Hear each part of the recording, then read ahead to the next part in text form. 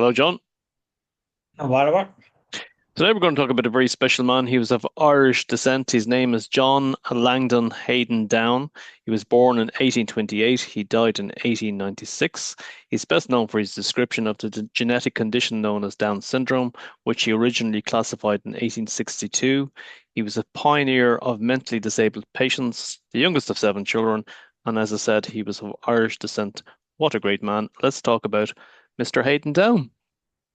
Yes, and his father was Irish, and I think his father had a relative that was a former Bishop of Derry in the Anglican tradition. So he was, I suppose, an Anglican or Protestant, as we call them. And his father was had an engineering business and was quite successful at it, and he had seven children or more, or something like that, and this lad was very talented. He become a doctor eventually, but his father used to want, I think he was apprenticed to a surgeon in one case, but his father used to want him to help in the business because he obviously had talent. But I noticed when his father died. What year did you say he become a doctor? So, Well, he become a doctor. he would have become a doctor. Well, he was born in 1828, so you could say that maybe he became a doctor 25 years after that. I'm not sure. I don't have the Aye, exact well, you year. see, he became a doctor there when I was reading, when I was looking at the write-up that Wikipedia did. I saw where he joined the medical school or the house of surgery, whatever it was called, uh, the day that his father died. So Protestants don't generally have a wake the way we do. At those times there would have been wakes and that type of thing. We were Catholic, but the same day his father died was the same day he joined a medical school to become a doctor, and he was very talented and won awards as he was going through the medical school or whatever it was. And then when he became a doctor, he noticed, I think, one time a child that had this condition, and he felt that he could do something for it. So when he became a doctor, he became then an assistant director of in a, hospital which catered for what they called at that time idiots, which they were fairly rough with their description of people that had medical conditions, and they were all regarded as idiots, which is a very ignorant way to describe human beings that just have a health problem. Anyway, he was very he started a system to train them and bring them on, and they responded very positively to his treatment. And he was quite successful in getting, because there were different conditions in the thing, but the Down syndrome, I think, was perhaps the majority.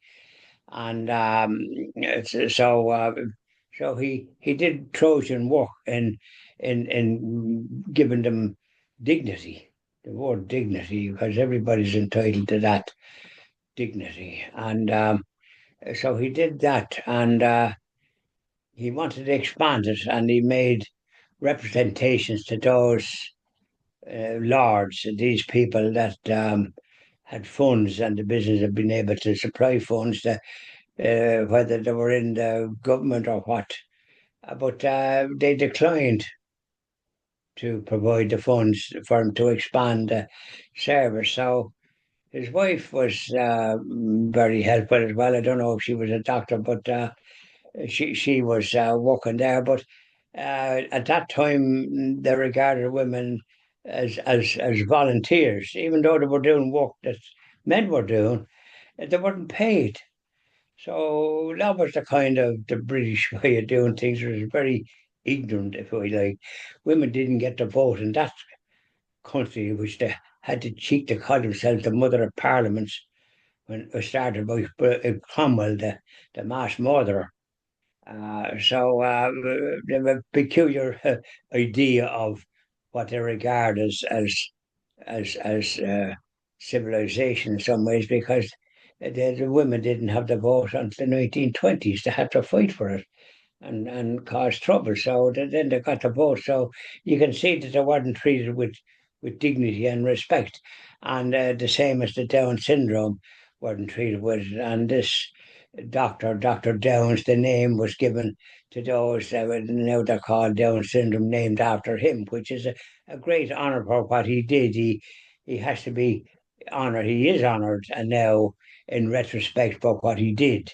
But at the time he had to fight, and eventually himself and his wife, they must have had a biggish house or a biggish place.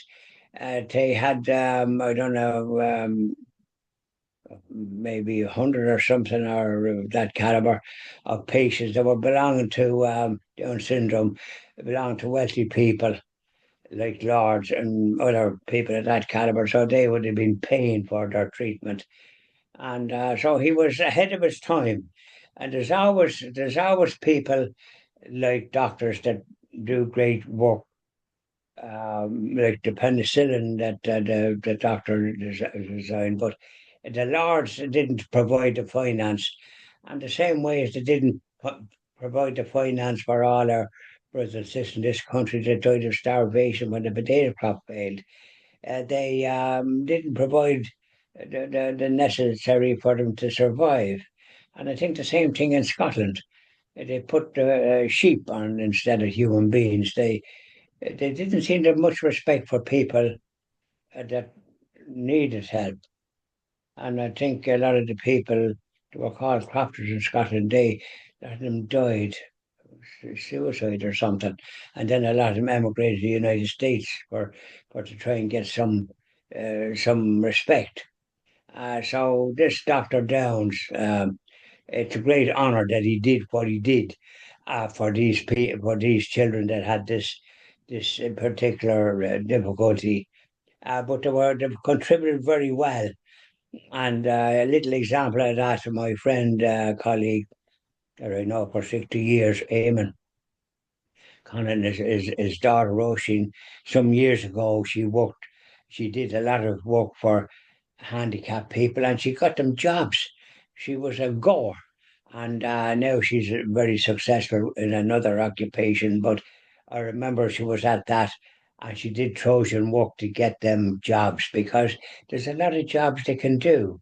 And I notice some of them are into horticulture. I remember visiting a garden centre somewhere in down the country years ago, and in the garden centre there was all the workers was Down syndrome, and very helpful they were.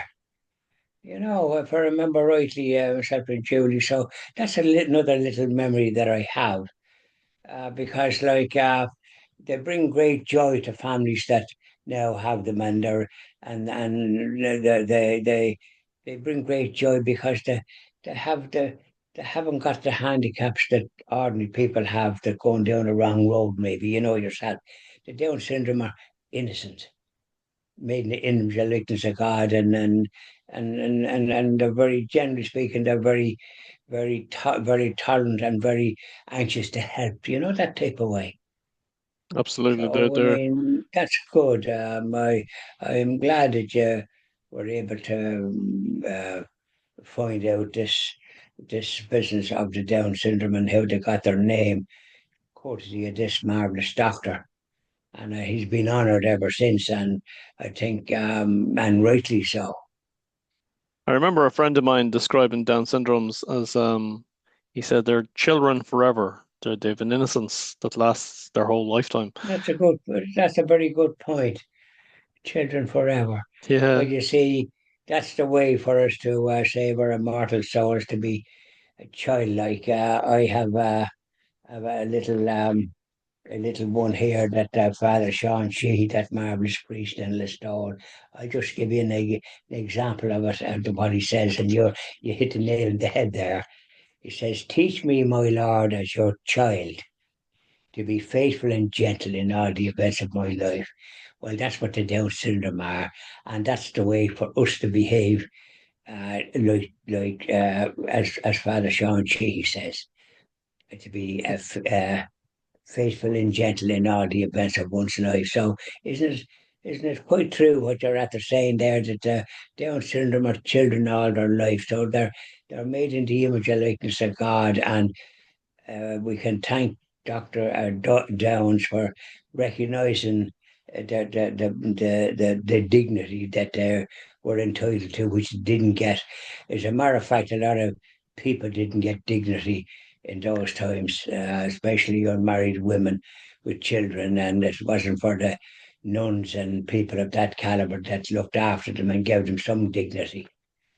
But they are often criticised now with the ones that did nothing for them. They That's did, it. did I mean, plenty, and John Down, at the age of 18 in 1846, he had a chance encounter with a girl who presented with what looked like, or what would later be called, Down syndrome. So at the age of 18, he was inspired by this young lady that had Down syndrome, and it was that sparked his interest in helping. So you can see that at a probably, yeah, very yeah, young age, he was very emotionally developed in terms of empathy and he was, and he was gifted. He obviously recognised in some way that they had dignity and they needed to be. So that was what he observed at that time at 18, which they're coming into maturity and put him on the right track.